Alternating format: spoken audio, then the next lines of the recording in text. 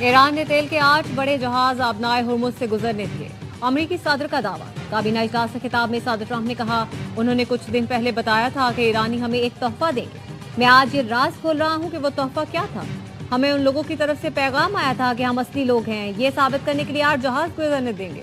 جہاز گزر گئے تو مجھے اطمینان ہوا کہ اصلی لوگوں سے بات کر رہے ہیں۔ میرا خیال ہے کچھ تیل بردار جہاز پاکستان کے جھنڈے والے تھے۔ ایران کو آبنائے ہرمز سے ٹول وصول کرنے کے قابل نہیں ہونا چاہیے، لیکن وہ یہ کیا کر رہا ہے؟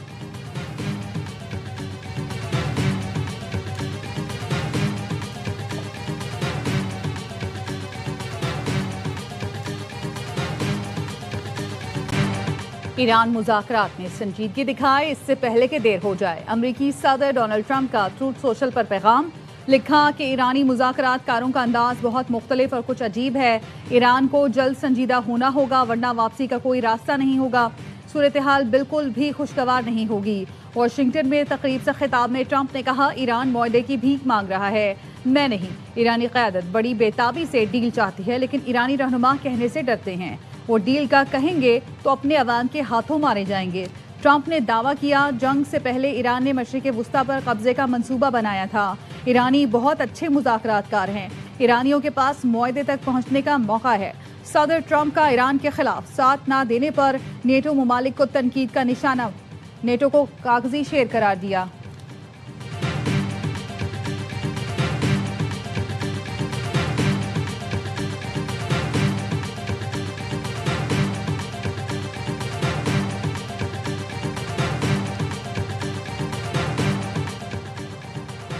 ایران نے امریکی تجاویز یک طرفہ اور غیر منصفانہ قرار دے دی۔ ایرانی حکام کا کہنا ہے واشنگٹن حقیقت پسندی سے کام لے تو بات چیت کی راہ ہموار ہو سکتی ہے۔ غیر ملکی ایجنسی رائٹرز نے بتایا ایران کا ابتدائی جواب پاکستان کے ذریعے امریکہ تک پہنچایا گیا۔ ایرانی حکام نے رائٹرز کو بتایا بدھ کی رات ایرانی عہدیداروں اور سپریم لیڈر کے نمائندے نے امریکی تجاویز کا معائنہ کیا۔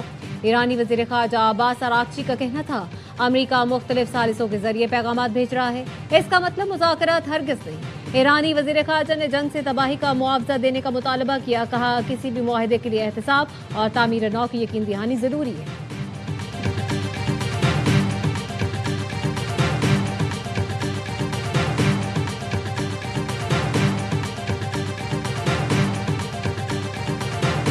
امریکہ اور ایران پاکستان کے ذریعے رابطے میں ہیں۔ ایران امریکہ کے 15 نکات پر غور کر رہا ہے۔ نائب وزیر اعظم اسحاق ڈار کہتے ہیں ترکی اور مصر سمیت دیگر ملک بھی سفارتی عمل کی حمایت کر رہے ہیں۔ پاکستان امن کے فروغ کے لیے پرعزم ہے، خطے سمیت دنیا بھر میں استحکام کو یقینی بنانے کے لیے کوششیں جاری رکھے ہوئے ہے۔ خطے میں امن کے لیے سفارتی کوششوں اور رابطوں میں تیزی، وزیر اعظم شہباز شریف کا ملیشین ہم منصب سے رابطہ۔ شہباز شریف نے کہا کشیدگی کم کرنے کے لیے مخلصانہ اور حقیقی کردار ادا کرتے رہیں گے۔ وزیر اعظم سے چینی سفیر کی ملاقات، پاکستان کے کردار کو تعمیری قرار دیا۔ اسحاق ڈار کی ترک وزیر خارجہ اور اردن کے نائب وزیر اعظم سے ٹیلی فونک گفتگو، کشیدگی میں کمی کے لیے مسلسل سفارتی کوششوں کی اہمیت پر زور۔ CNN کا کہنا ہے امریکی اہلکاروں نے بتایا امریکی نائب صدر پاکستان جا سکتے ہیں، میٹنگ کے لیے ترکی کا آپشن بھی موجود ہے۔ صدر آصف علی زرداری کی زیر صدارت مشاورتی اجلاس، وزیر اعظم شہباز شریف، فیلڈ مارشل سید عاصم منیر، نائب وزیر اعظم اور دیگر کی شرکت۔ علاقائی سیکیورٹی کے حالات کا جائزہ لیا گیا، عالمی سطح پر تیل اور گیس کی فراہمی اور قیمتوں میں اتار چڑھاؤ پر غور، پیٹرولیم قیمتوں میں اضافے کے معیشت پر اثرات کا جائزہ لیا گیا۔ صدر آصف علی زرداری کا حکومتی اخراجات کم کرنے کے لیے کفایت شعاری پالیسی پر زور، چیئرمین پیپلز پارٹی بلاول بھٹو، وفاقی وزراء محمد اورنگزیب، محسن نقوی، علی پرویز ملک، احد چیمہ شریک ہوئے۔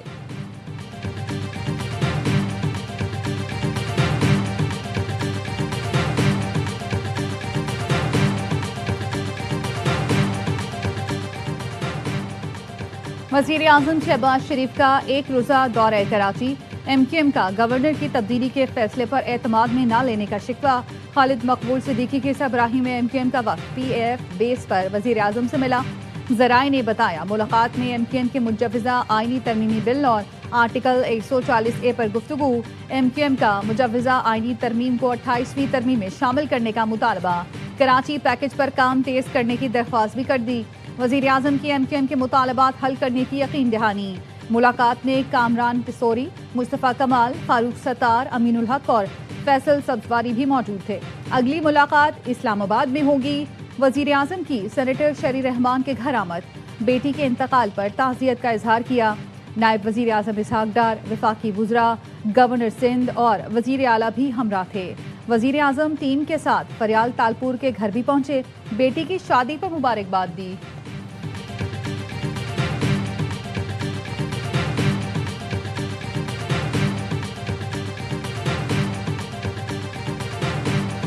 امریکہ اور اسرائیل کے ایران پر مہلک حملے جاری، شہداء کی تعداد 1937 ہو گئی۔ وحشیانہ حملوں میں 240 خواتین اور 212 بچے بھی لقمہ اجل بنے۔ متعدد اسپتال، اسکول اور کھیل کے میدان ملیامیٹ ہو چکے۔ شہری ڈھانچے اور اہم تنصیبات کو شدید نقصان پہنچا۔ اسرائیل شہری علاقوں کو نشانہ بنا رہا ہے۔ اسرائیل کا بازاران انقلاب بحریہ کے کمانڈر علی رضا تنگسری کو شہید کرنے کا دعویٰ۔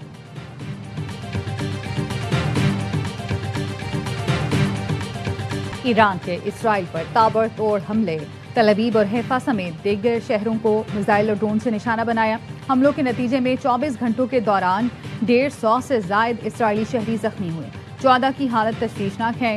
ایرانی فوج نے حیفا بندرگاہ میں اسرائیلی اسٹریٹجک مراکز کو نشانہ بنانے کا دعویٰ کیا۔ ڈرون کے ذریعے اسرائیل کے حساس اور اہم تنصیبات پر حملے کیے گئے۔ حیفا میں اسرائیلی لڑاکا طیاروں کے لیے استعمال ہونے والے فیول ٹینکس کو بھی نشانہ بنایا گیا۔ مشرقی بحیرہ روم میں اسرائیلی بحری جہازوں کی تیاری اور مرمت کے مرکز پر بھی ڈرون داغے گئے۔ ایرانی حملوں میں کئی عمارتیں اور گاڑیاں بھی تباہ ہوئیں۔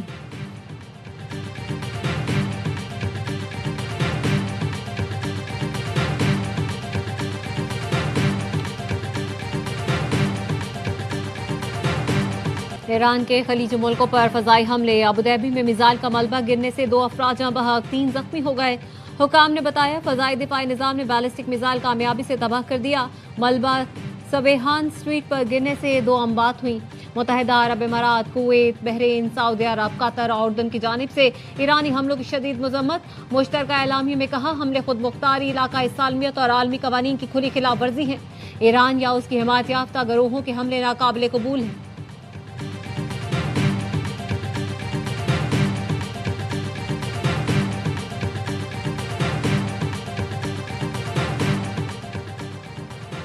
ریاض میں خلیج تعاون کونسل کا اجلاس، بڑھتی کشیدگی، آبنائے ہرمز اور توانائی بحران پر بحث۔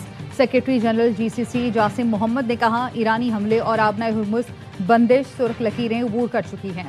خلیجی ممالک عالمی معیشت کے لیے ریڑھ کی ہڈی کی حیثیت رکھتے ہیں۔ ایران جان بوجھ کر جی سی سی ممالک کو نشانہ بنا رہا ہے۔ خلیجی ممالک میں میزائل اور ڈرون حملوں سے عام شہری مارے گئے۔ ایران جنگ کے نتائج کورونا جتنے سنگین ہو سکتے ہیں، روسی صدر نے خبردار کر دیا۔ پیوٹن نے کہا ایران تنازع کے اثرات کی درست پیشگوئی کرنا فی الحال مشکل ہے۔ فریقین خود بھی نہیں جانتے کہ آگے کیا ہوگا۔ خطے میں کشیدگی سے بین الاقوامی لاجسٹکس، پیداوار اور سپلائی چین کو شدید نقصان پہنچ رہا ہے۔ جس طرح کورونا نے عالمی معیشت کو متاثر کیا، یہ جنگ بھی تجارت، سرمایہ کاری اور بین الاقوامی تعلقات میں بڑے بگاڑ کا باعث بن رہی ہے۔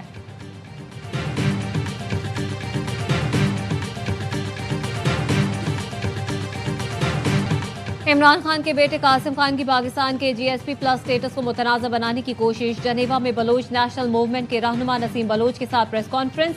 پاکستان مخالف مطالبے پر سیاسی اور عوامی حلقوں کا شدید رد عمل۔ وفاقی وزیر اطلاعات عطا طارق کہتے ہیں کوئی سیاسی جماعت یا رہنما پاکستان سے بڑا نہیں ہو سکتا۔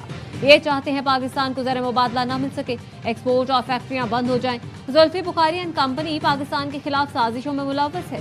آپ پاکستان کا کچھ نہیں بگاڑ سکتے۔ ملک کے خلاف باتیں کرنے والوں کو شرم آنی چاہیے۔ وزیر اطلاعات پنجاب ازبا بخاری نے کہا کچھ لوگوں نے جی ایس پی پلس سٹیٹس ختم کرنے کی تقریب رکھی۔ زلفی بخاری ایک غیر ملکی شہری ہے اور پاکستان کے خلاف بات کر رہا ہے۔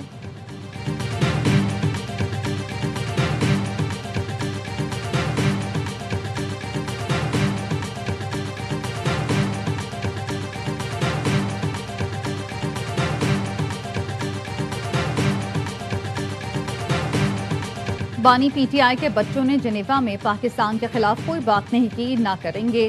بیرسٹر گوہر کا کہنا ہے نواز شریف اور عطا طارر پیناما لیکس کا حساب دیں۔ آپ کے لیڈر مری میں کس سے ملاقاتیں کرتے تھے؟ بھارت نے کلبھوشن کیس میں نواز شریف کا بیان عالمی عدالت میں استعمال کیا۔